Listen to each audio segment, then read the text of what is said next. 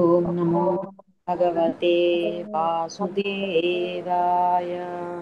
ओम नमो भगवते वासुदेवाय। ॐ नमो भगवते वासुदेवाय। वासुदेवाय। ओम नमो भगवते वासुदेवाय। ॐ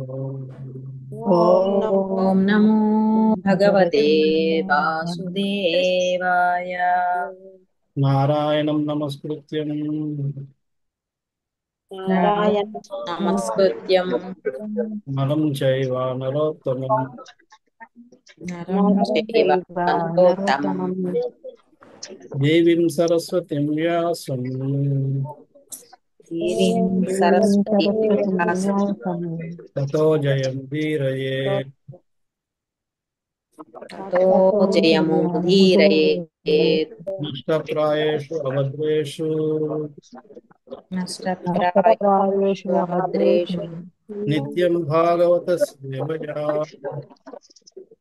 नित्यं भागवते सेवया भगवति उत्तमश्लोके भगवती उत्तमश्लोके श्लोके भक्तिर्भवति नैष्ठिकी भक्तिर्भवति नैष्टिकी।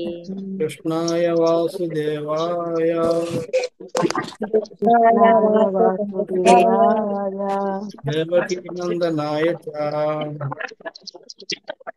देवकीनन्दनाय नन्दनाय च नन्दगोपकुमाराय नन्दगोपकुमाराय गोविन्दाय नमो नमः। गोविन्दाय नमो नमः।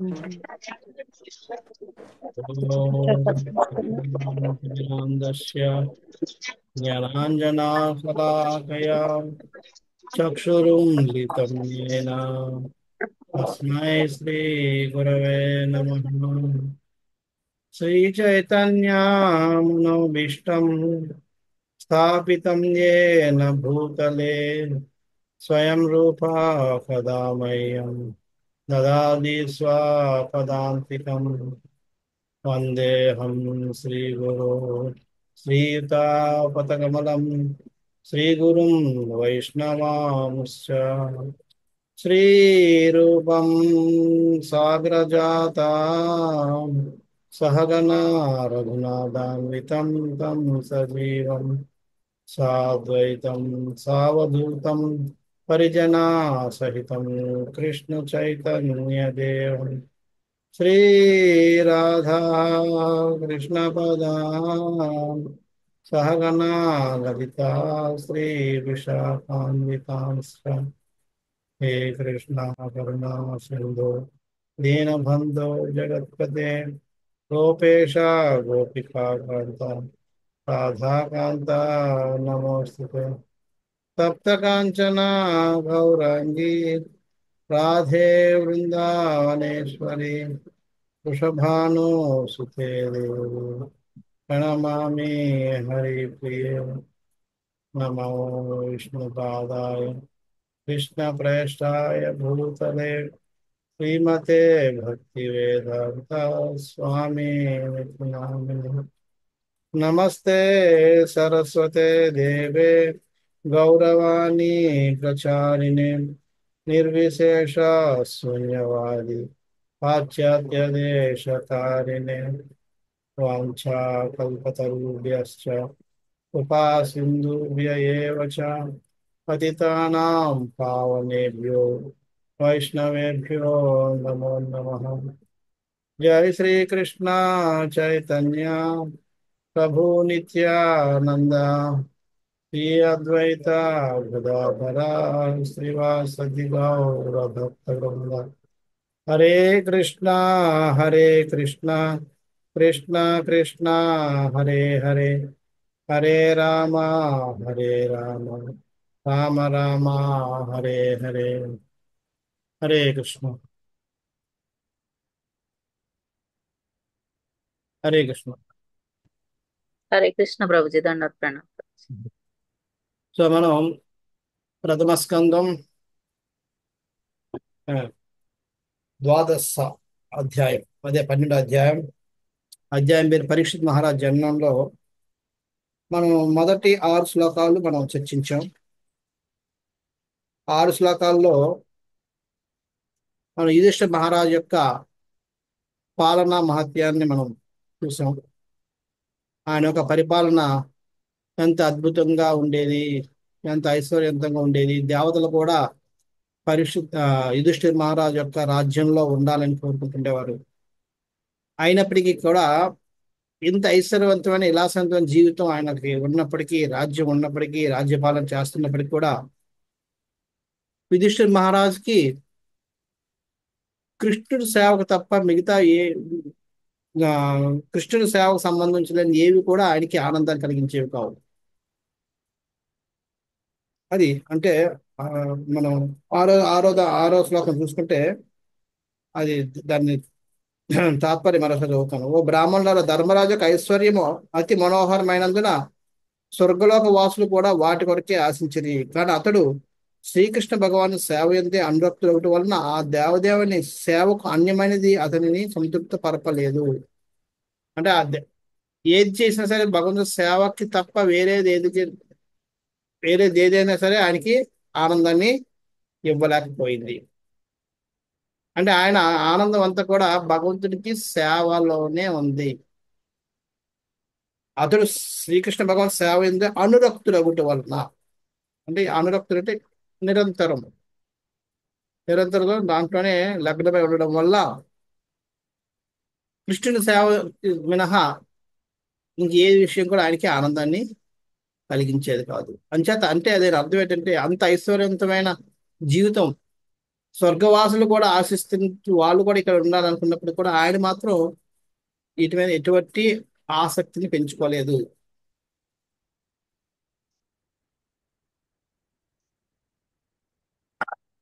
అందుకనే భగవంతుడు ఐశ్వర్యాన్ని ఎటువంటి వాళ్ళకి ఇస్తారంటే ఎవరైతే ఐశ్వర్యం మీద ఎటువంటి మమకారాన్ని పెంచుకోరు వాళ్ళకి మాత్రం ఐశ్వర్యం ఇస్తారు. మనలాంటి ఎవడు ఇస్తే ఏమవుతాం మనం ఐశ్వర్యానికి మనం లోన్ అయిపోయి ఐశ్వర్యం మీద మమకారం పెంచుకొని భక్తిని వదిలేసుకుంటాం. అది భగవంతుడికి ఇష్టం ఉండదు కాబట్టి మనలాంటి భక్తులకి ఐశ్వర్యం ఇవ్వడు. ఎవరైతే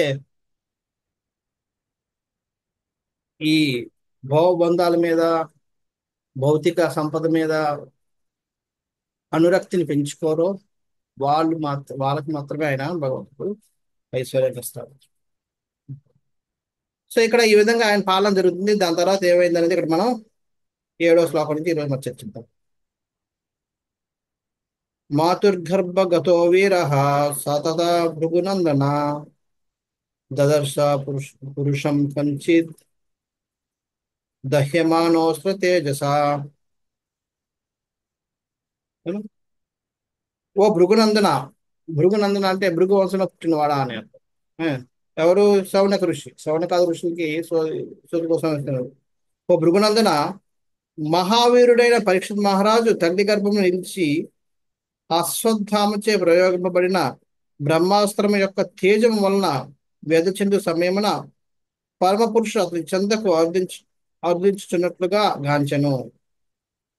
మాతృగర్భో గతో వీరః. ఏనా? మాతృగర్భంలో గత అంటే ఉండడం, నిలవడం అంటే స్థిరంగా ఉండడం అని. వీరుడైన. వీరుడు ఇక్కడ ఎవరి కోసం ఇది? ఈ ఈ అధ్యాయం తాలూకా ఇది పరీక్ష జననం కాదు. ఆ జననం అంటే పరీక్ష మహారాజు మాతృగర్భంలో ఉన్నప్పుడు తదా భృగునందన దదర్శ. దదర్శ అంటే చూశాడట. దదర్శ అంటే చూడడం, దర్శించడం. పురుషుణ్ణి. కంచిత్. యూనో, కంచిత్ అంటే తను కాకుండా గర్భంలో సామాన్యంగా ఒకలే ఉంటారు. అంచేత గర్భంలో తను కాకుండా ఇంకొకరు ఏమన్నా చూస్తున్నారట. కంచిత్ దహ్యమానోస్త్ర తేజస. దహించి వేసే అస్త్రం తాలూకు తేజస్తో పాటు ఇంకొకరిని కూడా చూశారు.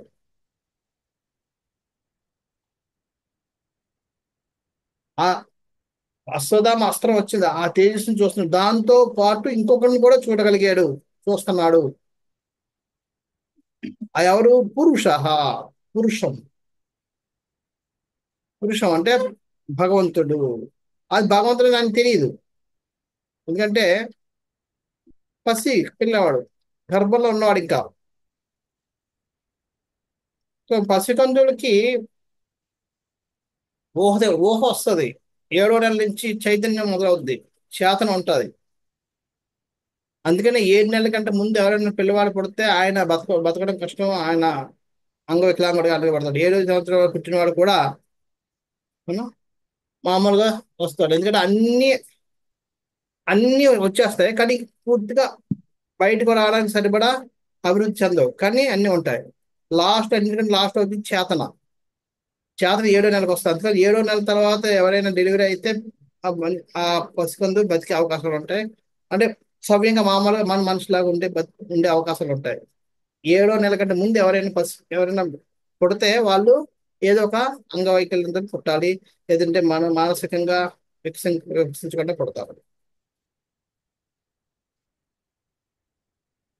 అంటే ఈయన 7వ నెల నుంచి స్టార్ట్ అవుతుంది అంటే ఇక్కడ దీన్ని బట్టి మనం అర్థం చేసుకోవచ్చు, ఈ బ్రహ్మాస్త్రం వదిలే సమయానికి పరీక్షిత్ మహారాజు వయస్సు 7 నెలల కంటే ఎక్కువ ఉంది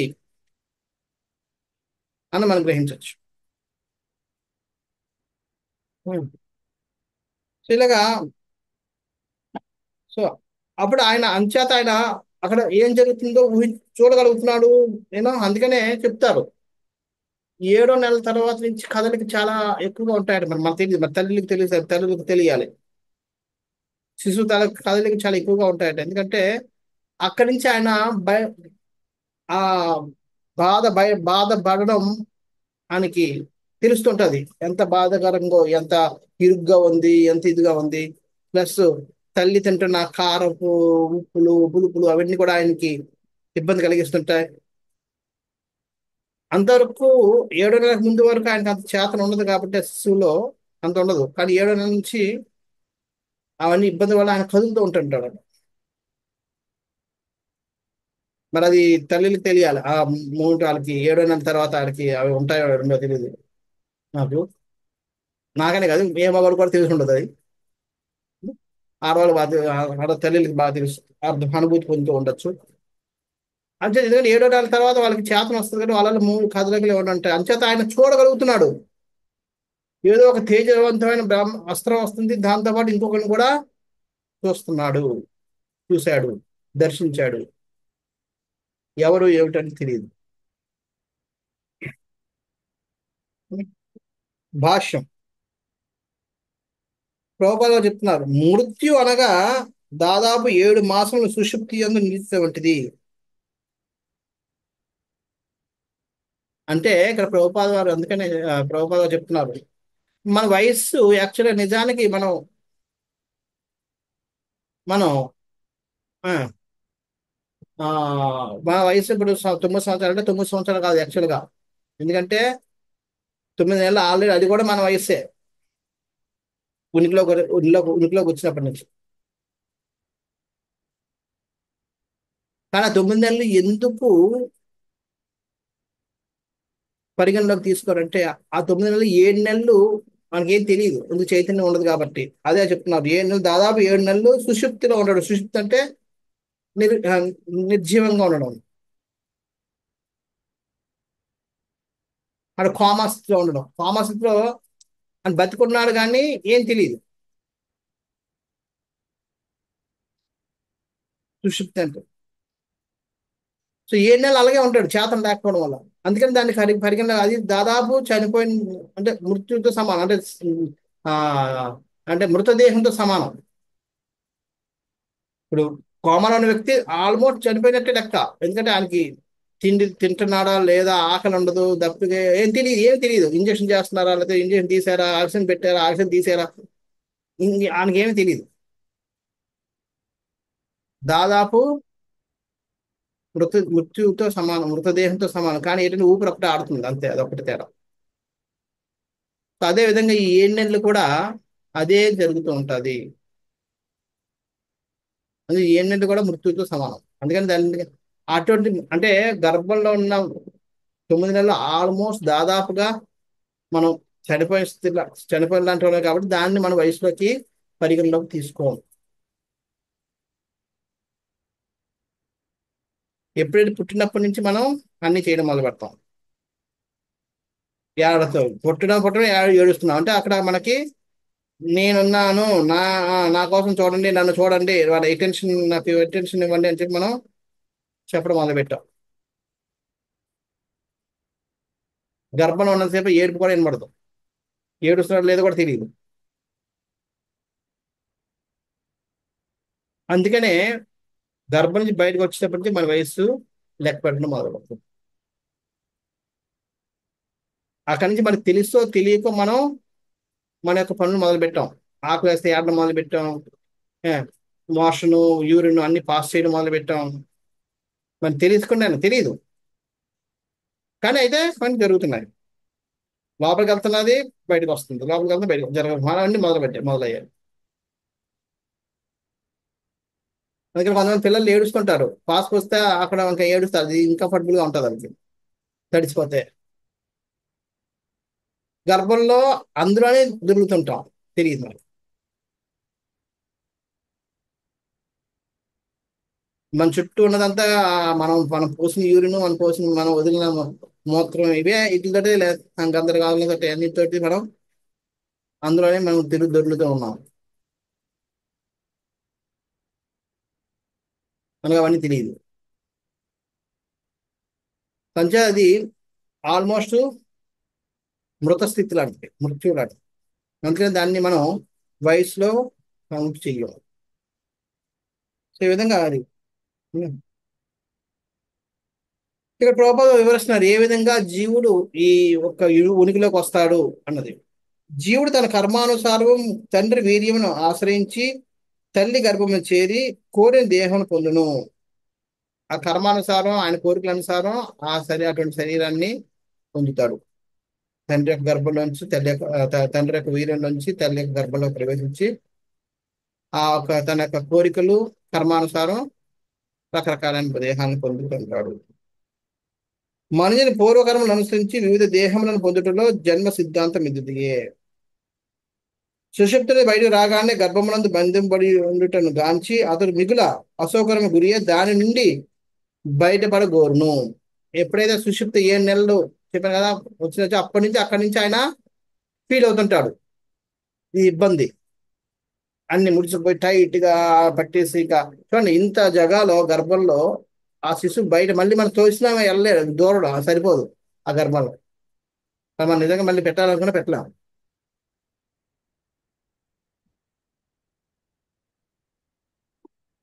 అంత ఇరుకు జగాలో టైట్ గా కుద్దుకుపోయి అయినా ఇలాగ నొక్కి నొక్కి ఉంచేసి మనం చాలాసార్లు బయట ట్రైన్లో గొడ్డు చూసుకుంటాం, అబ్బా చచ్చిపోతున్నాం, ఊపిరి ఆడలేదు అంటుంటాం. కొంతమంది సమస్యలు పడిపోతుంటారు ఆ ఊపిరాడక, అది ఏదైనా దర్శనాలకు కానీ వెళ్ళినప్పుడు. అంతకన్నా ఇరుకైన ప్రదేశంలో మనం జీవిస్తున్నాం 9 నెలలు. దానికి 100 రెట్లు వేసుకుంటే ఎంత టైటో ఎంత గట్టిగా నొక్కు పడుతుందో అంత ఆ విధంగా నొక్కు పడుతూ మనం బతికే 9 నెలలు. అక్కడ అక్కడ పరిస్థితి ఎంత దారుణంగా ఉంటుందో అర్థం చేసుకోండి. ఇక్కడ ఈ తూపులాటికి అమ్మో నాయనో చచ్చిపోయానో అనే అరుస్తూ కేకలేస్తుంటాం, కొంచెం సమస్యలు పడిపోతుంటారు తట్టుకోలేక. అక్కడ జీవుడి పరిస్థితి చూడండి ఆ 9 నెలలు ఉంటుందో. కానీ 7వ నెల నుంచి అది ఆ బాధని భరించడానికి బయటపడాలని కోరుకుంటాడు.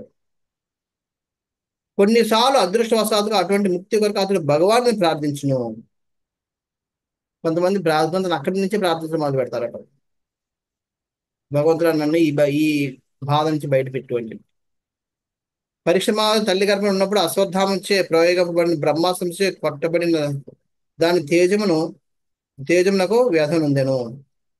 ఇప్పుడు చూడండి ఆల్రెడీ పరీక్షిత మహారాజు ఆ బాధను పొందుతున్నారు, దాని తోడుగా ఇప్పుడు ఈ తేజస్సు, బ్రహ్మాస్త్రం యొక్క తేజస్సు ఒకటి ఇంకా ఎంత బాధ కలుగుతుందో చూడండి. కానీ అతని పరమ భక్తులైన కారణంగా శ్రీకృష్ణ భగవానుడు శీఘ్రమే తన శక్తి ద్వారా గర్భం ప్రవేశించును. ఆ సమయం ఎవరో తనను రక్షించుటకు అరుదించినట్లుగా బాలుడు గాంచగలిగాను. కానీ భగవంతుడు కరుణామయుడు కాబట్టి పాండవుల యొక్క సంతానాన్ని నాశనం చేయదలుచుకోలేదు కాబట్టి అప్పటికే మొత్తం కురువంశం అంతా నాశనం అయిపోయింది. ఏకైక బీజం, లాస్ట్ బీజం అక్కడ ఉంది. అది వెళ్ళిపోతే కురువంశం ఇంకా పాండవులతో అయిపోయింది. కానీ భగవంతుడు కురువంశం పాండవుల రూపంలో కొనసాగాలనుకున్నాడు కాబట్టి భగవంతుడు రక్షించాడు పరీక్షితుడు. ఇది చూస్తున్నాడు, కానీ ఎవరో వచ్చారు, ఎవరో నన్ను రక్షిస్తున్నాడు అని. కానీ ఎవరు ఏమిటంటే అర్థం అవదు. అందుకని ఆ సమయం ఎవరో తను రక్షించినట్లు అర్థించినట్లుగా బాలుడు కాల్చగలిగినాడు.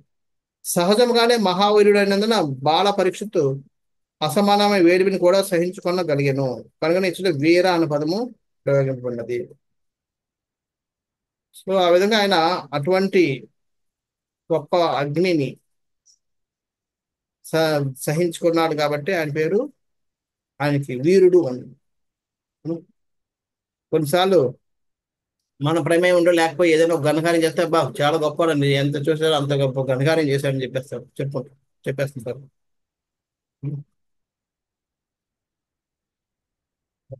ఒకసారి ఒక అబ్బాయిని వాళ్ళు యూనో ఆ అబ్బాయి 10th లో కూడా 98%, ఇంటర్మీడియట్ లో 99% అలా తెచ్చుకున్నాడు.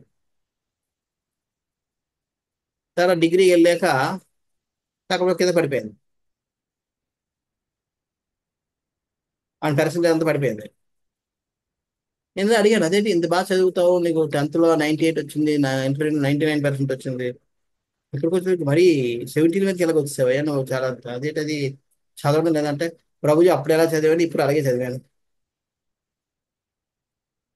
అప్పుడు నేను చదివినన్నీ వచ్చాయి, అవి రాసేసాను, డబ్బు మార్కులు వచ్చేసాయి, ఇప్పుడు ఈ చదివి రాలేదు, అందుకే ఫెయిల్ అంటే అందుకని తగ్గిపోయింది. కానీ అది ఆయన చాలా ఎంతో యూనో వినమ్రంగా ఒప్పుకున్నాడు. కానీ బయట వాళ్ళంతా ఏమనుకుంటాడు, అబ్బాయి ఆ ఇంటెలిజెంట్ చూడు 98% వచ్చిన 10th లో, ఇంటర్మీడియట్ 99%, సూపర్ సూపర్ ఇంటెలిజెంట్, ఇప్పుడు చదవడం లేదు కాబట్టి రావడం లేదు అనుకుంటాం. నా కూడా ఏమన్నాడు చక్కగా, నేను ప్రభు అప్పుడు ఏం చదివాను ఇప్పుడు అంతే చదువుతున్నాను, ఎప్పుడు నేను ఎక్కువే చదవలేదు. అంటే అక్కడ మన ప్రమేయం ఉండి లేకపోయినా ఒక ఘనకార్యం సాధించాడు, మనం వీరు గొప్పలు అయిపోతాం. అలాగే ఇక్కడ ఇక్కడ కూడా ఈయన అటువంటి వేడిని కూడా సహించుకుని బయటకు వచ్చాడు కాబట్టి ఈయన పేరు వీరా. ఇక్కడ అప్పుడు ఏ విధంగా గాంచాడు, ఏ విధంగా పరీక్షిత్ మహారాజ్ చూశాడు అన్నది 8 శ్లోకాల్లో వివరిస్తున్నారు. ఎలా గాంచాడట, ఎలా చూశాడట. అంగుష్ట మాత్రం అమలం స్ఫుర స్ఫుర స్ఫురట మౌలినం అపేవ్య దర్శనం శ్యామం తడిద్వాస తడిద్వా తడిద్వాస సమచ్యుతం. భగవానుడు కేవలం అంగుష్ట మాత్ర పరిమాణంలో ఉన్నను దివ్యుడే కనబెట్టెను. అంటే అంగుష్టం అంటే బొటన్ వేలు, బొటన్ వేలు అంగుష్టం అంటాం. ఇంత ఇంత సైజులోనే ఉన్నాడట. అది ఎవరి బటన్ వేలు, మన బటన్ వేలు కాదు, పరీక్షిత్ మహారాజు బటన్ వేలు. అంటే అప్పటికే పిల్లవాడు చాలా చిన్నవాడు, ఆయన బాతులు అంటే ఇంత ఉంటుంది, ఒక అంగులో ఉంటుంది ఆ చిన్న చిన్న వయసు కాబట్టి తన యొక్క అంగునివే అంత మాత్రం పరిమాణం ఉన్న అంత చిన్నవాడు అయినప్పటికి కూడా చూడండి, పరీక్షిత్ మహారాజు ఈయన్ని చూశాడు, దివ్యాస్త్రాన్ని యొక్క ఆ తేజస్సుని చూడడం మానేశాడు. అంటే అర్థం ఏంటి, ఈయన అంతకన్నా ఎక్కువ తేజవంతంగా ప్రకాశిస్తున్నాడు. అందుకని ఈయన తేజం కంటే దివ్యాస్త్ర తేజం చాలా తక్కువ అయిపోయింది కాబట్టి దాని కాకుండా దీన్నే చూస్తున్నాడు. చిన్నపిల్లవాడు, ఈయనకేం తెలియదు భగవంతుడు. మనం అంటే పెట్టుకోవచ్చు, భగవంతుడు కాదు భగవంతుడిని చూడాలి అని చెప్పి మనం మనకు తెలుసు, ఒక ఊహ ఉంటుంది కాబట్టి మనం ఫోకస్ చేయాలని చూస్తుంటాం. చిన్నపిల్లవాళ్ళకి అది ఉండదు. చిన్నపిల్లవాళ్ళకి ఏదైనా ఏది ఎక్కువ ప్రకారం ఉంటే అదే చూస్తారు. అంచేత అటువంటి స్థితిలో కూడా ఆయన దివ్యాస్త్రం బదులు ఈ భగవంతుడినే చూస్తున్నాడు. అంటే భగవంతుడి తేజస్సు దివ్యాస్త్ర తేజస్సు కంటే ఎక్కువగా ఉందని మనం అర్థం చేసుకోవచ్చు.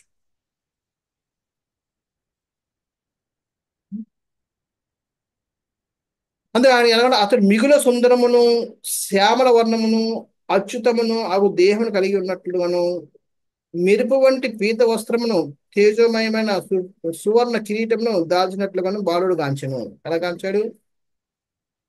చాలా సుందరంగా, చాలా అందంగా ఉన్నాడట. శ్యామల వర్ణం అంటే నలుపు, నీలమేఘ శ్యామం, శ్యామల వర్ణం. అచ్యుతం, అచ్యుతం అంటే ఇంకా ఆ, ఎప్పుడు మెరుపులు అంటే అంటే ఇక ఆ, క్షీణించింది, దగదగలాడుతున్న శరీరం అచ్యుతం. అటువంటి దేహం కలిగి ఉన్నాడు. మెరుపు వంటి పీత వస్త్రం అంటే పసుపు రంగు వస్త్రాలు, కానీ ఎలా ఉన్నాయంటే అవి అవి కూడా మెరుస్తున్నాయి.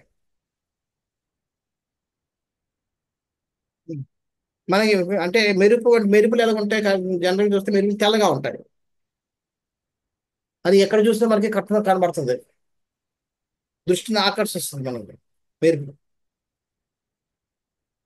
అదే విధంగా ఈ వస్త్రాలు కూడా ఒక తెల్ల కాకుండా పసుపుగా ఉన్నాయి, ఆకర్షిస్తున్నాయి. అలా విధంగా మెరుస్తున్నాయి. మెరుపు ఏ విధంగా అయితే మన యొక్క దృష్టిని ఆకర్షిస్తుందో ఆ విధంగా ఈ పీత వస్త్రాలు కూడా మన దృష్టిని ఆకర్షించేట్టుగా ఉన్నాయట, తేజవంతమైన ఉంది. అలా తేజోమయమైన కిరీటం కూడా ఎంతో తేజస్సుగా ఉందట. అటువంటి రూపంలో కనబడ్డాడు. ఉం. ఇంకా శ్రీమద్దీర్ఘ చతుర్బాహుం తప్త కాంచన కుండలం శతజాక్షం గదాపాణిం ఆత్మనః సర్వతో దిశం పరిభ్రమంత ముల్కాభాం భ్రామయంతం గదాం ముహు. గదాన్ని ముహు అంటే మళ్ళీ మళ్ళీ ఇలా రౌండ్ రౌండ్ తిప్పుతున్నారు. ముహు అంటే మళ్ళీ మళ్ళీ మళ్ళీ మళ్ళీ భ్రామయంతం అంటే చుట్టూ ఇలాగా మళ్ళీ మళ్ళీ అని తిప్పుతూనే ఉన్నాడు. ఏనా శ్రీమద్ దీర్ఘ చతుర్బాహుం. దీర్ఘం అంటే చాలా పొడవైన చతుర్బాహాలు. చతుర్బాహుం 4 భుజాలు ఉన్నాయి, కానీ 4 భుజాలు ఉన్నాయి, మామూలు పొడవు ఉన్నాయి. దీర్ఘ తప్త కాంచన కుండలం. కుండలాలంటే చివరింగులు. ఎలాగైనా తప్త కాంచన, తప్తం అంటే వేడి మరిగిస్తున్నాం. కాంచనం అంటే బంగారం. మామూలు బంగారం కంటే మెరిసిన బంగారం చాలా తేజవంతంగా ఉంటుంది. దాని వర్ణం అటు పసుపు కాదు, ఇటు ఎరుపు కాదు, మిళితంగా ఉంటుంది. అది తప్త కాంచన కుండలం. శతజాక్షం క్షతజ్ క్షతజ్ అంటే రెండు ఎర్రగా ఉన్నాయట. అక్షం అంటే కళ్ళు. క్షతజాక్షం ఎర్రటి కళ్ళుతో ఉన్నాయి. ఏనా గదాపాణిమాత్మనం. గదాపాణి, గదను ధరించి ఉన్నాడట. సర్వతో దిశం. ఉం? సర్వతో దిశం అన్ని దిక్కులు, అన్ని దిక్కుల వైపు ఆ గదాన్ని చూపిస్తూ చూడు. పరిభ్రమంత ముల్కాభం భ్రామయంతం గదామోహు. సో భగవాను చతుర్బాహువులను సప్తకాంచన కర్ణకుండలములను రక్తారుణ క్రోధ నయములను కలిగినను. అతడు అటు ఇటు చరించుచుండగా అతని గద ఉల్క వలె అతని చుట్టూ నిరంతరము పరిభ్రమించును. ఇక్కడ గదని తిప్పుతూ అటు ఇటు సర్వతో దిశం, గర్భంలో అన్ని దిశల్లోనూ ఆయన తిరుగుతున్నాడు. అంటే ఆ గదని తిప్పుతూ శిశువు చుట్టూ తిరుగుతూ ఆ తేజస్సు, ఆ బ్రహ్మాస్త్రం శిశువుని తాకకుండా ఆయన కాపాడుతూ వచ్చాడు. సర్వతో దిశ అన్ని దిశల్లో అంటే ప్రపంచం అంతా కాదు, గర్భంలో అన్ని దిశల్లో గర్భాన్ని కనిపిస్తున్నాం. పరిభ్రమంత మల్ పరిభ్రమంతం ఉల్కలు ఏ విధంగా చాలా స్పీడ్గా వస్తాయి, ఆ విధంగా ఇంత స్పీడ్గా ఉల్కలు ఎంత స్పీడ్గా అయితే అంత స్పీడ్గా తిరుగుతున్నాడు. ఈ అన్ని దశల్లో. అంటే ఇలాగని కాదు, ఇలా కూడా. ఎందుకంటే గర్భం ఇలా ఉంది కాబట్టి ఇలాగ వస్తే మళ్ళీ ఈ కింద నుంచో పైనుంచో అన్ని దిశల్లోనూ ఆయన తిరుగుతూ గదను ఇలా తిప్పుతూ భ్రామయంతం గధం ముహుః, మళ్ళీ మళ్ళీ గదను తిప్పుతూ ఆ విధంగా తన భక్తుల కోసం భగవంతుడు ఏ విధంగా రక్షణ చేస్తుంటాడు.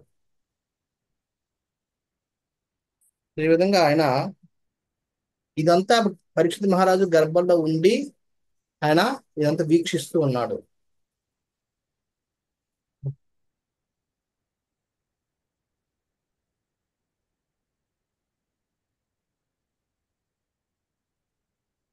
ఇక్కడ భాషల ప్రభుపాద వారు బ్రహ్మ సమేతం చూపిస్తున్నారు, చెప్తున్నారు. చెప్తూ అందులో ఆదిదేవ్ గోవింద్ తన ప్రధాన హంసము ద్వారా బ్రహ్మాండం ప్రవేశించి పరమాత్మ రూపణ ప్రతి జీవి హృదయమునందే గాక భౌతిక అంశం ప్రతి అణువునందు ప్రవేశించండి బ్రహ్మ సమేత అని తెలుపబడినది.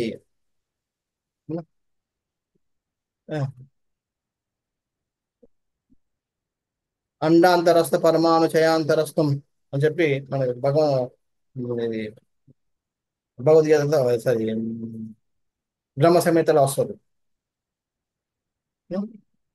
పరమాణు నుంచి అండాంతరం అంతరంలోంచి అన్నిట్లోనూ ఆయన విస్తరించి ఉన్నాడు అని చెప్పి పరమాత్మ రూపంలో.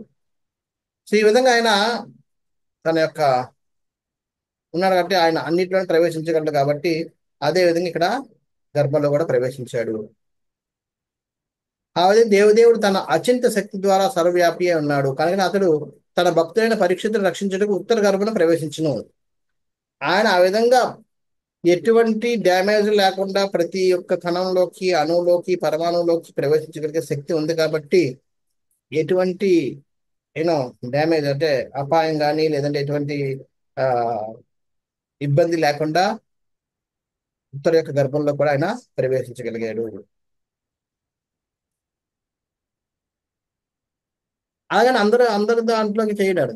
తన భక్తులైన ప్రేక్షకులను రక్షించడానికి కోసం ఆయన ప్రవేశించాడు. తన భక్తులు ఎన్నడూ నశింపరని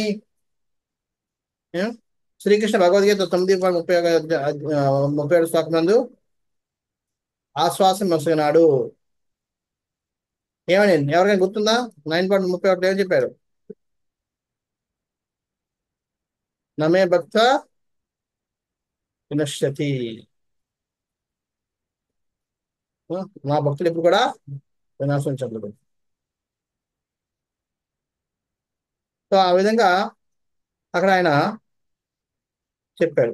అంచేత భక్తుడికి ఎప్పుడు కూడా రక్షిస్తాడు అన్న విషయాన్ని ఇక్కడ పరీక్షిత్ మహారాజు యొక్క ఈ సంఘటన ద్వారా భగవంతుడు మరోసారి మనకి భరోసా ఇస్తున్నాడు, మనకి రుజువు చేస్తున్నాడు తన మాట నిలబెట్టుకుంటాను. భగవాన్ చే రక్షించబడి ఉండే కారణం నా భగవద్భక్తులు ఎవరునూ వధింపలేరు. భగవద్భక్తులు ఎప్పుడు కూడా రక్షిస్తూ ఉంటారు. దైవీ ప్రకృతి ఆశ్రిత, వాళ్ళందరూ దైవీ ప్రకృతి యొక్క ఆశ్రయంలో ఉంటారు భక్తులు. అంచేత వాళ్ళు ఇక్కడ ప్రకృతితో సంబంధం ఉండదు వాళ్ళకి. వాళ్ళు భౌతిక ప్రకృతిలో ఉన్నప్పటికీ కూడా వాళ్ళు భౌతిక ప్రకృతి దైవ ప్రకృతి మహామాయ కాకుండా యోగమాయ యొక్క ఆధీనంలో ఉంటారు భక్తులు. అంచేత అటువంటి భక్తులకి ఇటువంటి మహామాయ అనేది ప్రకృతి వల్ల ఇబ్బందులు ఎటువంటివి కలగలేవు. ఎందుకంటే వాళ్ళు దీని యొక్క ఆధీనంలోనే ఉండరు, దీనికంటే బయట ఉంటారు కాబట్టి. సో ఈ విధంగా వాళ్ళు భక్తులు, అందుకనే భక్తులని ఎవరు కూడా వాళ్ళు మనల్ని వేధించలేరు, వధించలేరు. ఒకవేళ వాళ్ళకి అనుకున్నా సరే బాహ్యంగా కనబడుతుంది తప్ప వాళ్ళు నిజానికి ఏం చేయలేరు. అదే విధంగా భగవానుడు సంహరింప గోరిన వారిని ఎవరు రక్షింపలేరు. భగవంతుడిని సంహరించాలనుకుంటే ఆయనకి అన్ని యోగమాయ మహామాయ అందరూ వదిలేస్తారు. ఆయనకి ఆశ్రయరహితుడైపోతాడు. అంతే, ఆయన ఎవరు రక్షించలేరు.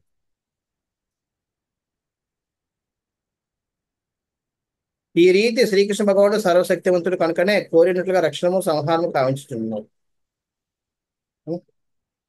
భక్తుడైన పరీక్షిత్ మహారాజులకు అతని ఇబ్బంది పరిస్థితి తల్లి గర్భం ఎందున ఆ దేవుడు తగిన రూపంలో దర్శనీయుడేను. వేలాది విషముల కనులు అతిపెద్ద రూపం దాల్చగల శ్రీకృష్ణ భగవానుడు అణు కనును అతి సూక్ష్మంగా మారగలడు.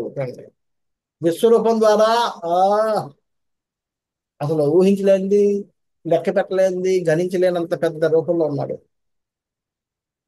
అదే వ్యక్తి మళ్ళీ చిన్న అణువులోకి పరమాణు రూపంలో కూడా, పరమాణువులో కూడా దూరి అంత చిన్న సూక్ష్మ రూపం కూడా దాచగలడు. అది భగవంతుని యొక్క అచింత శక్తి. మనం మన చేతనకు కానీ మనకు ఊహకు కానీ అందని శక్తి అది. కరుణాంతరంగుడైన అతడు పరిమితుడైన జీవుని దృష్టికి తగినట్లుగా మారుచుండును. కొన్నిసార్లు మన మీద కరుణ వచ్చినప్పుడు మనకి గోచరించే విధంగా, మనకు కావాల్సిన విధంగా ఆయన కొన్నిసార్లు అవతరిస్తుంటాడు. అనంతుడైన అతడు ఏ విధంగా గణనకు సరిపోయినట్టు వాడు కాడు. మన ఆలో ఆలోచింపదగిన కలిగిన దానికన్నాను అత్యంత ఘనముగా రూపొందగల అతడు మనం ఊహించిన దానికన్నాను సూక్ష్మంగా మారగలడు. మనం లెక్కించిన దానికంటే మీరు ఎలాగైతే అర్జున్ చూశాడు, కానీ అర్జున్కి ఎక్కడ మొదలు ఎక్కడ అంతా కూడా కనబడడం లేదు. అదే విధంగా మనం ఊహించిన దానికంటే ఇంకా చిన్నది, మనం ఇంకా చిన్న, అంతకన్నా చిన్నది, ఆ? అంతకన్నా చిన్నగా ఆయన మారగలడు.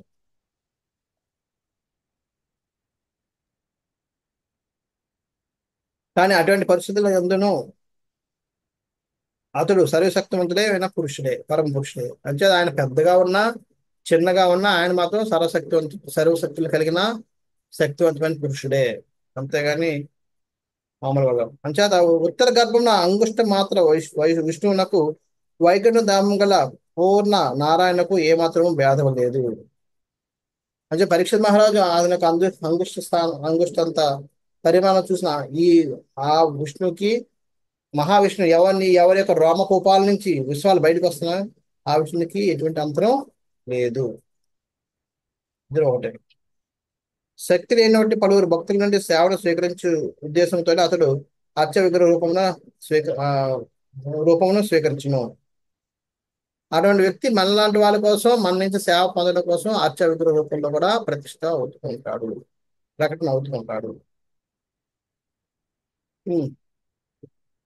అర్చ విగ్రహం యొక్క కరుణిచ్చే భౌతిక జగమనందు గల భక్తులు ఇంద్రియ గోచరుడైన భగవాన్ సులభంగా చేరగలరు. ఈ విధంగా భగవంతుడి యొక్క రూపాన్ని భగవంతుడు తన యొక్క కృప వల్ల మనకి రకరకాలుగా గోచరిస్తూ ఉంటాడు. అదే విధంగా పరీక్షితుడికి గోచరించకుండా పరీక్షను రక్షించగలడు. పరీక్షితుడికి గోచరించాల్సిన అవసరం లేదు. బ్రహ్మాస్త్రం తీసి బయటపడేసినా అయిపోయేది. కానీ భగవంతుడు పరీక్షిత్కి కనబడాలనే ఉద్దేశంతో కనబడ్డాడు, అందుకని పరీక్షిత్ చూడగలిగాడు. చాలాసార్లు మన జీవితాల్లో ఎన్నో ఒక మంచి మంచి విషయాలు, మంచి మంచి జరుగుతూ ఉంటాయి. లక్కీగా ఎవరో వచ్చి చేస్తారంట, ఎవరో తెలియదు మనకి. ఆ ఎవరు భగవంతుడే కొన్నిసార్లు ఆ రూపంలో వచ్చి చేసుకెళ్ళిపోతాడు.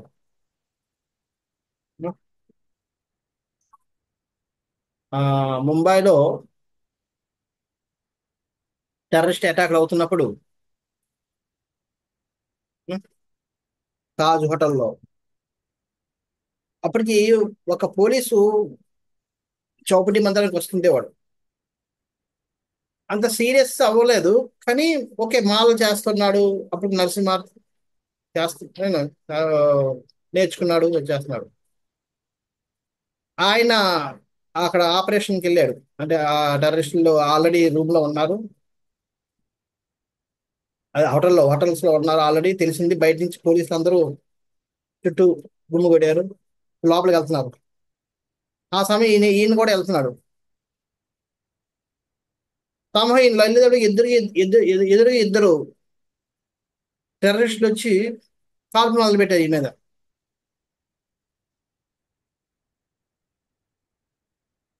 ఈయన ఏం చేయాలి అర్థం అవ్వలే. మస్తే నరసింహ అని ఆ టైం చూడండి ఎంత అది ఎంత అదృష్టం ఉండాలి అలాగా. నరసింహార్తి పాట మొదలు పెట్టాడట. ఇది ఏం చేయలేదు, లేదు ఎవరిని కాదు అంటే భయపడిపోయాడు. సడన్ గా వచ్చి వాళ్ళు ఎదురుగా వచ్చి కాల్చడం మొదలు పెట్టేవాడికి.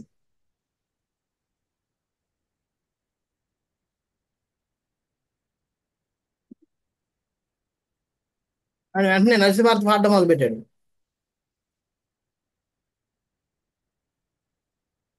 అదృష్టం ఏంటో ఆ వింత ఏంటంటే వాళ్ళిద్దరు కాల్చారు, ఒక్క గుండు కూడా ఈయన తగల. ఈ లోపు వెనకాల నుంచి వాళ్ళు మిగతా మిగతా పోలీసులు ఎందుకు వాళ్ళిద్దరు ఈయన కాల్చడంలో బిజీగా ఉన్నారు, మిగతా పోలీసులు వాళ్ళు కాల్చి పడేశారు.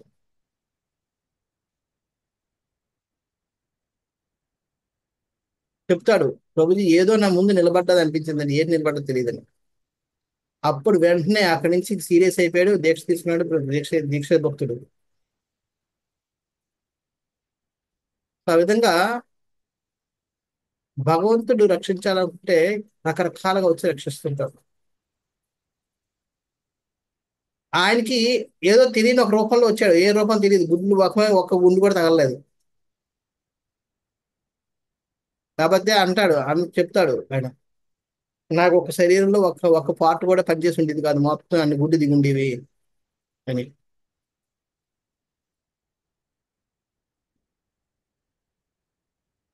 సో ఆ విధంగా భగవంతుడు ఒక్కొక్కరికి ఒక్కొక్క రకమైన కృప తన తన తన యొక్క దీనివల్ల అంతే కదా, తన యొక్క స్వ ఇచ్ఛత చేతనే భగవంతుడు అర్చ విగ్రహంలో కూడా ఉపస్థితుడే ఉంటాడు. అంటే అర్చ విగ్రహాన్ని మనం నార్మల్ గా తీసుకోవడానికి లేదు, అదే ఒక రాయిగా అది తీసుకోవడానికి లేదు. భగవంతుడు ఒక శుద్ధ భక్తుని యొక్క కోరికను మన్నించి అర్చ విగ్రహంలో ఉపస్థితుడే కూర్చుంటాడు. అంటే ఎప్పుడైనా అర్చ విగ్రహాన్ని మనం సరైన పద్ధతిలో సేవిస్తామో అటువంటి మన భగవంతుని సేవించమని అవుతూ ఉంటుంది. ఈ విధంగా భగవంతుడు తన యొక్క ఇష్- ఇష్టానుసారం ప్రకటన అవుతూ ఉంటాడు. సో అదే విధంగా పరీక్షిత్ మహారాజు కూడా ఆయన అవ్వాలనుకున్నాడు కాబట్టి పరీక్షిత్ మహారాజు భగవంతుడి యొక్క రూపాన్ని ఈ అంగుష్ట అంటే బొటన వేలంత రూపంలో చూశాడు. ఇక్కడ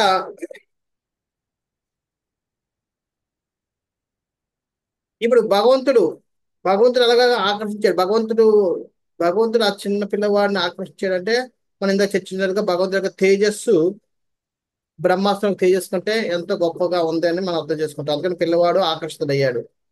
అది ఇప్పుడు ఏ విధంగా రక్షించాడు,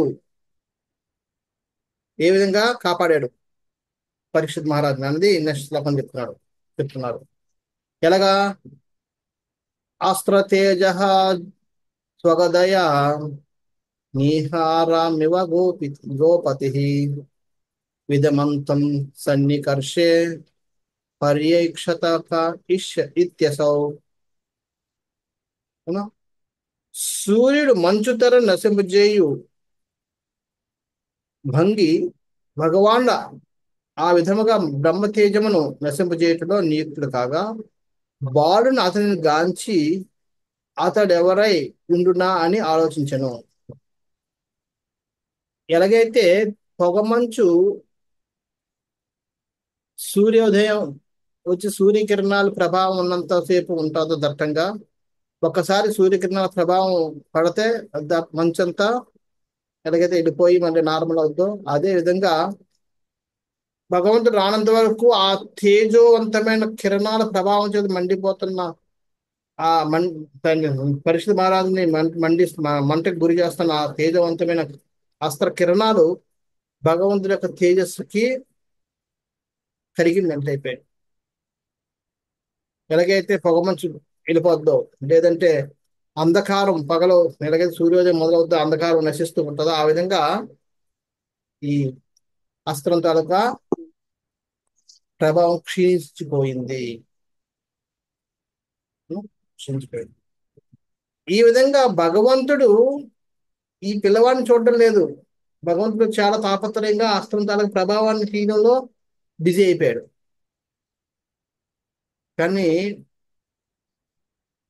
పిల్లవాడు భక్తుడు ఏం చేస్తున్నాడు, భగవంతుని చూస్తూ ఉంటాడు.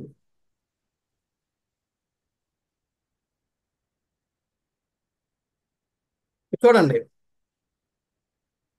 ఒక చిన్న పిల్లవాడు, ఊహ తెలిసిన పిల్లవాడు, తల్లి ఎవరో ఊహ తెలిసిన పిల్లవాడు నాకండి మంచం మీద ఇంకా చూస్తే, ఆ పిల్లవాడు ఏం చేస్తుంటాడు, తల్లి ఎటు వెళ్తే అటు అలా చూస్తూ ఉంటాడు.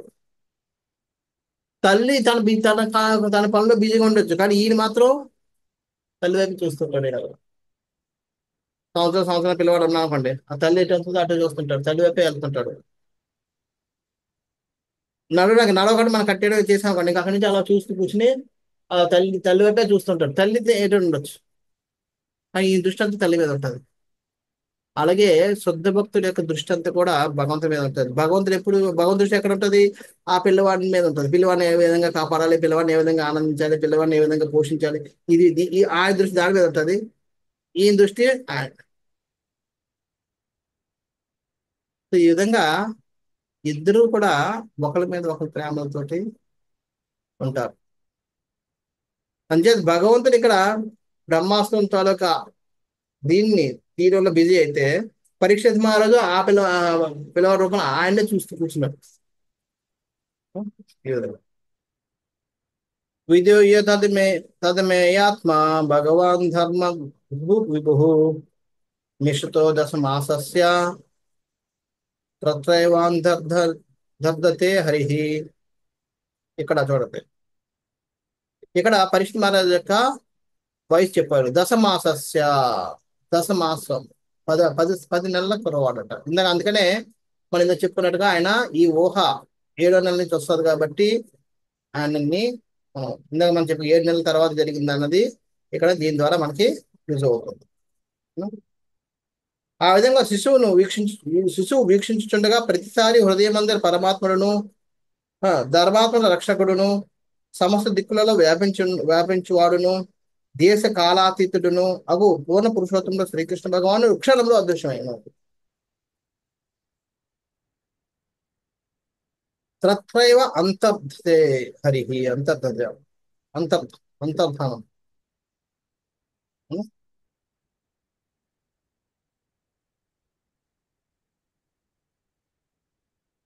హరి అంటే కృష్ణుడు అయిపోయాడు.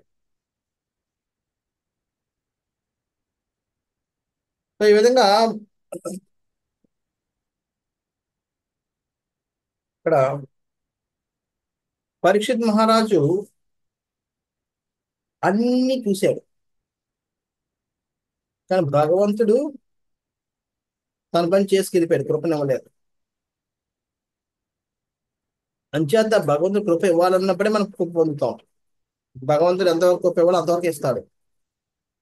పరీక్షిత్ మహారాజు రక్షించడం వరకు కృప ఇవ్వాలనుకుని రక్షించాడు, అంతే తప్ప అంతమంది ఇంకా ఆయనకి ఆయనతో మాట్లాడడం కానీ లేకపోతే ఏం చేయలేదు, చేసేది వెళ్ళిపోయాడు. అంచేత మనం భగవంతుడిని మనం డిమాండ్ చేయలేము, నాకు ఇలా కృప కావాలి, అలా కృప కావాలి, ఇలాగ ఇవ్వాలి, అలాగ ఇవ్వాలని. భగవంతుడు ఎలాగ ఇవ్వాలి అలాగ ఇచ్చి వెళ్ళిపోతాడు. మనం ఏం చేసుకున్నాం, మనం వద్దు అనుకునే ఇస్తాడు, కావాలనుకునే ఇవ్వడు, అది ఆయన ఇష్టం. ఇప్పుడు పరీక్షిత్ మహారాజు కోరుకోలేదు, కానీ ఇచ్చాడు. ఇప్పుడు పరీక్షిత్ మహారాజు ఇంకా చూడాలనుకుంటున్నాడు, కానీ వెళ్ళిపోయాడు. అందుకనే చెప్తారు, పరీక్షితుడి పేరు అర్థం. పరీక్షితుడు అంటే పరీక్షించేవాడు, పరిశీలించేవాడు అని అర్థం. ఆయన అప్పటి నుంచి అందరిని పరిశీలిస్తున్నారట. ఈ వ్యక్తేనా నన్ను గర్భంలో రక్షించింది, కాదే, అలా కనబడటం లేదు, ఈ వ్యక్త అని చెప్పి ఆయన అందరిని పరిశీలిస్తూ శోధిస్తూ ఉన్నాడట. ఆ వ్యక్తి దగ్గర దర్శనం మళ్ళీ కలగాలని చెప్పి. అందుకని ఆయన పేరు పరీక్షితుడు అని పేరు పెట్టాడు. అంటే అర్థమైతే ఆయన ఇంకా చూడాలనుకుంటున్నాడు, ఇంకా దర్శించాలనుకుంటున్నాడు, కానీ భగవంతుడు నిలబడలేదు. అంతకుముందు భగవంతుడు రాకముందు కోరుకోలేదు, ఆయన భగవంతుడు వచ్చాడు. అంచేత భగవంతుడు ఎప్పుడు ఎవరికి ఎలాగ ఎందుకు ఇవ్వాలన్నది భగవంతుడు నిర్ణయించుకోండి, కానీ మనం నిర్ణయించుకోలేము. మనం ఏం చేయగలం, భగవంతుడు కృపస్తే స్వీకరించడం, కృప ఇవ్వకపోతే ప్రార్థించడం, అంతవరకే మన పని. అందుమించి ఇంకేం చేయలేం. ఉం.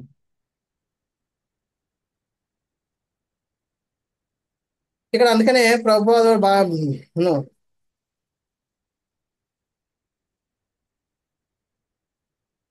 ఇక్కడ బాగా ప్రభుపాదులు రాస్తున్నారు, బాల పరీక్షతో దేశ కాలవచ్చే పరిమితులను జీవుని గాంచుట లేదు. పరిశ్రమలో చూస్తుంది దేశానికి కాలానికి పరిమితమైన, అంటే మన ఒక ప్రాంతానికి కాలం జీవుని వీక్షించడం లేదు. భగవానుడు భగవానుడు మనలాగా దేశ కాలానికి పరిమితం అయిపోలేదు. అంచేత ఆయన ఉన్నంతసేపే ఆయన దర్శనం మనకి ఇచ్చినంతసేపు మనం చూడగలం, దర్శనం ఇవ్వకపోతే మనం చూడగలం, వెళ్ళిపోవాలి. నారదముని కూడా దర్శనం ఇవ్వాలనుకున్నాడు, ఇచ్చాడు. తర్వాత ఎంత ప్రయత్నం చేసినా చెప్పేశాడు, నీకు ఇంక దర్శనం దొరకదు అంతే. ఈ విధంగా మనం ఏం చేయలేం. భగవాను జీవుని నడుమ అపార భేదం కలదు కనుకనే ఇచ్చిన శ్రీకృష్ణ భగవానుడు దేశ కాలాతీతుడైన వానిగా పేర్కొనబడినాడు. మనం ఎంత చేసుకున్నా సరే చాలా మంది కొంటాడు, భగవంతుడు ఎందుకు ఇన్ని నరకం నన్ను తీసుకెళ్ళిపోతే బాగుండు అన్నట్టు కోరుకుంటుంటారు. అయినా సరే మనం ఆ బాధలు భరిస్తూనే ఉంటారు. మన చేతిలో లేదు ఎప్పుడు తీసుకెళ్లాలి, అందులో వద్దురా బాబు అనుకున్నా సరే తీసుకెళ్ళిపోతారు. అది మన చేతిలో లేదు. అది భగవంతుడు అలా కాదు, కాలాతీతుడు. ప్రభుపాద వారు భగవంతుడికి జీవుడికి మధ్య ఉన్న తేడా చెప్తాడు. జీవుడు లేదా ఆత్మ ఒక దేహమునకు మాత్రమే పరిమితమై ఉండగా పరమాత్మ దేశ కాలాతీతంగా సర్వత్రా వ్యాపించున్నాడు. మన యొక్క పరిమితి అంతా కూడా నాకు శరీరం వరకే నేను చెప్పగలను. మనకు ఏదో అయిపోతుందండి, మా కడుపులో పండుతుందండి, ఎన్నో గుండెల్లో నొప్పి వస్తుందండి, ఇది మనం చెప్పగలం. పక్కన ఉన్నవాడికి నాకు వస్తుందో తెలియదు, అది ఆడుకుందో ఏది తెలియదు. గుండెల్లో నొప్పి వస్తుందండి, మండిపోతుందని అంటే మండుతుంది లేదో, నేను నిజం చెప్తున్నా అబద్ధం చెప్తున్నానో నాకే తెలియదు తప్ప ఆయనకు తెలియదు. కానీ భగవంతుడికి తెలుసు నాకేం జరుగుతుంది, పక్కన ఏం జరుగుతుంది, ఈ జగత్తులో ఉన్న ప్రతి జీవికి ఏం జరుగుతుందండి తెలుసు. మనకు నియంత్రణ మన యొక్క శరీరం వరకే, కానీ భగవంతుడి యొక్క నియంత్రణ సర్వవ్యాపి. ఒక దేహాలే కాదు, ప్రతి అణువు కూడా ఆయన నియంత్రిస్తూ ఉన్నాడు. అది భగవంతుడికి జీవుడికి ఆత్మకి పరమాత్మకి ఉన్న తేడా. ఇంకో రెండో తేడా, సామాన్య జీవుడు తనకున్నటువంటి సర్వవ్యాపకత ద్వారా వేరొక జీవుడిపై ప్రభావం చూపలేడు. కానీ పరమాత్ముడు అన్ని ప్రదేశములపై అతని అన్ని కాలములందు సమస్త జీవుడిపై తన ప్రభావం అనంతంగా చూపగలడు. మనం మనల్ని మాత్రం నియంత్రించుకోగలం, మనం మాత్రమే ప్రభావితం చేసుకోవాలి, ఇతరులను ప్రభావితం చేయలేము. భగవంతుడు అలా కాదు, భగవంతుడు అందరినీ ప్రభావితం చేయగలడు, అన్ని సమయాల్లో కూడా ఆయన ప్రభావితం చేయగలడు.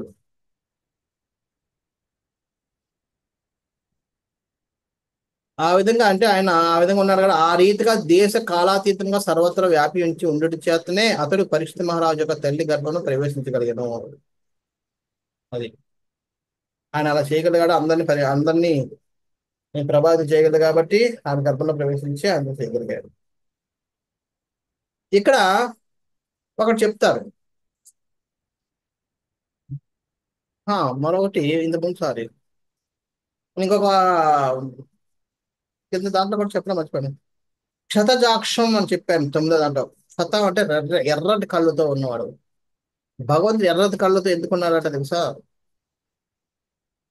ఆ ఎవరు శృంగి మీద చాలా పాపంగా ఉన్నాడు, ఆ బ్రాహ్మణి మీద, సారీ అశ్వత్థామ మీద. అశ్వత్థామ అస్త్రం కాబట్టి ఆయన మీద ఆయన కోపం తోటి ఆయన కళ్ళు ఎర్రబడిపోయారు. అందుకని నరసింహదేవుడు కూడా కోపం నరసింహదేవుడికి హిరణ్యకశిపుడి మీద కోపం ఏం లేదు, ఎందుకంటే హిరణ్యకశిపుడు కూడా నరసింహదేవుడికి బిడ్డలు అంటువాడే. కానీ కోపం ఎందుకు వచ్చింది? ఆయన కళ్ళు కూడా ఎర్రగా ఉన్నాయట, నరసింహదేవి కళ్ళు కూడా. ఆ కోపం ఎందుకు? ఆయన తన భక్తులైన ప్రహ్లాదుని ఇబ్బంది పెడుతున్నందుకే కోపపడుతున్నారు తప్ప ఆయన అరాచకాలు చేసి ఇంద్రుడిని చంద్రుడిని ఇబ్బంది పెడుతున్నట్టుకు ఆయన కోపం రాల.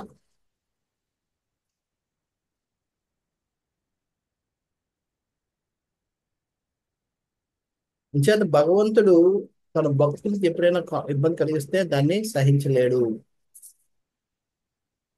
అందుకని ఇక్కడ తన భక్తుడైన పరీక్షిత్ మహారాజుని ఇబ్బంది పెడుతున్నాడు కాబట్టి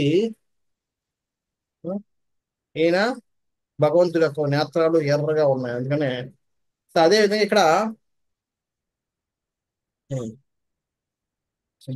ఆ,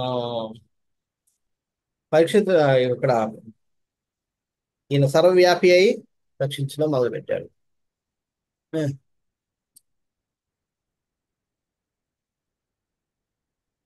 ఇక్కడ భగవాన్ ధర్మగుబు విభు ధర్మగుబ్. ధర్మగుబ్ అంటే ఇక్కడ ధర్మము రక్షించేవాడు అని అర్థం.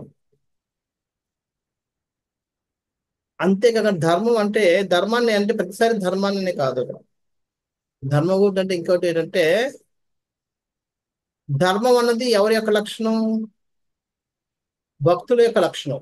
భక్తులు ధర్మాన్ని ఆచరిస్తూ ఉంటారు. భక్తుడు అంటేనే ధర్మం. ధర్మాన్ని రక్షిస్తున్నాడు అంటే అర్థం ఏంటి? భక్తుల్ని రక్షిస్తాడు, రక్షించేవాడని అర్థం. ఇప్పుడు చూడండి, సొసైటీలో సపోజ్ గవర్నమెంట్ ఏదైనా సరే సొసైటీలో లంచగొడ్డితనాన్ని నివారించాలి అని అనుకున్నారు అనుకోండి గవర్నమెంట్ ప్రభుత్వం. అప్పుడు ఏం చేయాలి? లంచం తీసుకుంటే వాళ్ళని శిక్షించడం కంటే లంచం తీసుకున్న వాళ్ళని రక్షిస్తూ వాళ్ళని ఎంకరేజ్ చేస్తే ఆటోమేటిక్ గా ఇది అయిపోతుంది. లంచగొడ్డితనం నిర్మించబడుతుంది. అర్థం కదా? ఎవరైతే లంచాలు తీసుకుని వాళ్ళకి మనం పవర్ శక్తి ఇచ్చి వాళ్ళ శక్తిని తీసి వాళ్ళని నియంత్రణ చేయడం, వాళ్ళ యొక్క నియంత్రణ పరిధిని మనం పెంచేసాం అనుకోండి, ఆటోమేటిక్గా అది లంచగొడ్డితనం అనేది నిర్వహించబడుతుంది. అందుకనే ఏం చేస్తారు?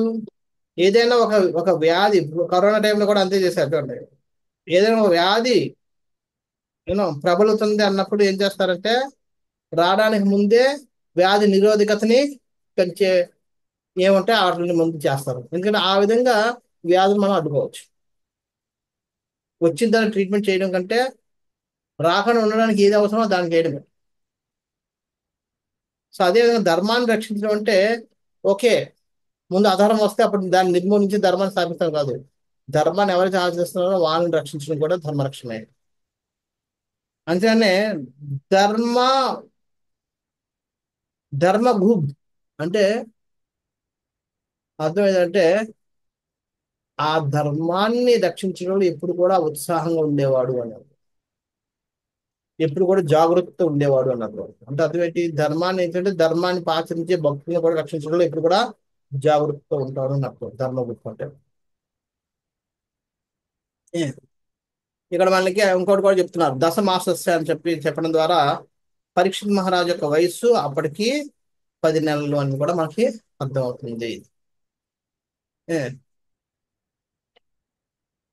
ఇక్కడ విశ్వనాథ్ చక్రవర్తి ఠాకూర్లు వారు చాలా రసవంతరంగా రాస్తారు. ఈ సంఘటన జరిగే సమయానికి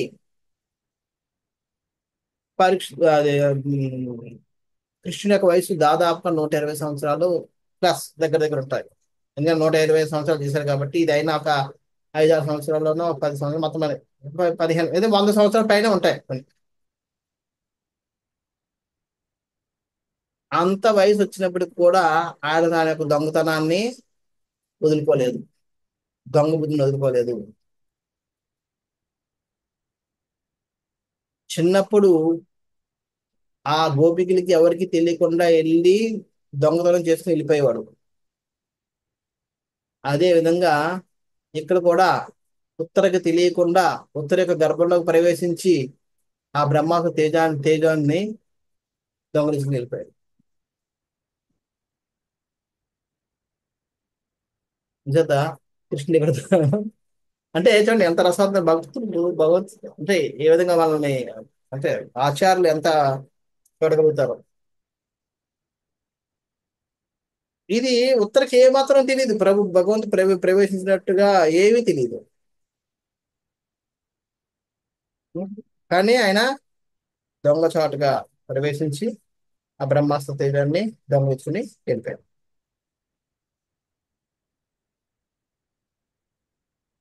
ఆ దొంగ బుద్ధి ఇప్పటికీ కూడా వదులుకోలేదు. 100 సంవత్సరాలు దాటినా సరే భగవంతుడు దొంగగానే ఉన్నాడు. ఎందుకని? భక్తుని రక్షించడం కోసం. అక్కడ కూడా భక్తుల్ని ఆనందపరచడం కోసం, ఇక్కడ కూడా భక్తుల్ని ఆనందపరచడం కోసం, ఆయన పడుతున్న వ్యధ నుంచే వ్యధ నిర్మూలించి ఆయనకి ఆనందం ఇవ్వడం కోసం ఇక్కడ కూడా దొంగగా మారాడు.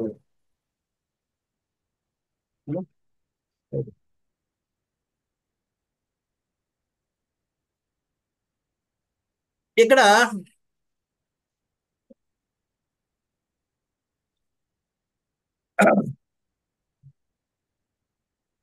భగవంతుడు ఎలాగా కనబడ్డాడు శిశువుకి? చతుర్భుజం 4 రూపాయలతోటి ఆహా, మెరుస్తున్న కిరీటాన్ని దర్శించి ఈ అశ్వత్థామ మీద కోపం వల్ల ఎర్రగా ఉన్న దీంతో గదను తిప్పుకుంటూ కనబడ్డాడు.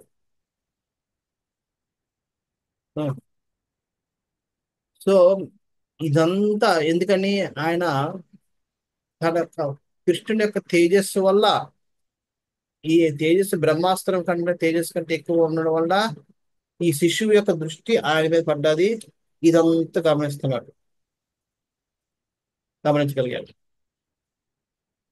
ఏమో? సో అక్కడి నుంచి ఆయన మళ్ళీ ఇంకా చూడాలనుకుంటున్నాడు, కానీ ఆయన అదృష్టం అయిపోయాడు కాబట్టి దాన్ని చూడాలని చెప్పి అప్పటి నుంచి ఇప్పటి వరకు ఎవరా వ్యక్తి అని పరీక్షిస్తూనే ఉన్నాడట. అందుకని ఈయన పేరు పరీక్షితుడు అని పేరు పెట్టారు. అది అనుకోవచ్చు. అందుకనే ఇది చెప్తారు మహాభారతంలో, వర్ణన చెప్పారట. ఋషులు పరీక్షిత మహారాజు పుట్టడానికి ముందే ఉం, ఉత్తరకి చెప్పారట, ఇలా జరగబోతుంది అంచేత ఆయన పరిశీలిస్తుంటారు కాబట్టి నీకు పుట్టబోయే బిడ్డలకి పరీక్షితుని పేరు పెడతాం అని కూడా చెప్పేశారట. సో ఈ విధంగా పరీక్షిత్ మహారాజు యొక్క జననంలోకి వచ్చింది. తర్వాత ఇక్కడి నుంచి 12వ శ్లోకం తర్వాత 12 నుంచి 29వ శ్లోకం వరకు ఏ, పరీక్షిత్ మహారాజు యొక్క జాతకం జాతకం కోసం జ్యోతిష్యం చెప్తున్నారు. ఏ, ఏం చెప్తున్నారు, ఏ విధంగా ఉంటాడని చెప్పి, ఏమి ఆయన యొక్క ఆ, చరిత్ర ఏ విధంగా ఉండబోతుంది అన్నది, వాళ్ళు ఏం చర్చించారు అన్న విషయం, ఏం చెప్పారు అన్న విషయాన్ని మనం వచ్చే శ్లోకాలు 12 నుంచి 29 శ్లోకాల్లో వివరించబడ్డది. దాన్ని మనం రేపటి క్లాస్లో మనం చర్చిద్దాం. హరే కృష్ణ. ఎవరికైనా ఏమైనా ప్రశ్నలు ఉన్నాయా చెప్పిన దాంట్లో?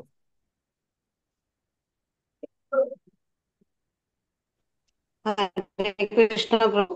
హరే ఉత్తరకు కృష్ణుడు గర్భంలోకి వచ్చింది తనకు తెలియకుండా, అంటే తను ప్రార్థిస్తేనే కదా వచ్చింది కృష్ణుడు. ఆ, ఆ, ఆ, ఉత్తరకి ఉత్తరకు కృష్ణుడు గర్భంలోకి వచ్చింది తనకు తెలియకుండా, అంటే తను ప్రార్థించింది కదా కాపాడమని. ప్రార్థించింది, కానీ లోపలికి వెళ్ళి చేయమని నేను అడగలేదు కదా. ఆమెకు తెలియని కూడా తెలియదు అది. పరీక్షిత్ మహారాజే చూశాడు తప్ప ఉత్తరకి వెళ్ళలేదా, లోపలికి వెళ్ళాడని ఆమెకు తెలియదు. అంటే తను చూడలేదని అంటున్నారు. ఉమ్. చూడలేదు, అవును. తనకు తెలియని కూడా తెలియలేదు లోపల ప్రవేశించినట్టు కూడా. అంటే ఇంకా భగవంతుడు కదా ప్రభు, ఆయన ఏ మాయ అయినా చేస్తారు కదా. అదే అక్కడ అందుకనే చెప్తుంది, అది ఏమైనా చేయగలడు కానీ భగవంతుని అంటే విశ్వనాథ్ చక్ర ఠాకూర్ వారు ఎలాగంటే రసవంతంగా చెప్తున్నారు. ఇంత పెద్దోడైనా సరే దొంగ బుద్ధులు ఇంకా వదులుకోలేదు చూడు కృష్ణుడు అని. ఉహు. అంటే అది పొగడతా, అంటే భగవంతులకు తన భక్తుని రక్షించడం ప్రేమ. ఏమైనా చేయడానికి రెడీయే, దొంగగా ఉహు. మారడానికైనా రెడీయే అని చెప్తున్నారు. ఉహు. ఓకే. హరే కృష్ణ. ఎవరి ప్రశ్న లేకపోతే ఇక్కడ ఆపుదాం. గ్రంథరాజ్ శ్రీమద్ భాగవతం కీ జయ, శ్రీల ప్రభుపాద కీ జయ. వాంఛాకల్పతరుభ్యశ్చ కృపా సింధుభ్య ఏవ చ పతితానాం పావనేభ్యో వైష్ణవేభ్యో నమో నమః. అనంతకోటి వైష్ణవులందరికీ హరే హరే కృష్ణ ప్రభుజీ. ప్రణామాలు. హరే కృష్ణ. ప్రణామాలు.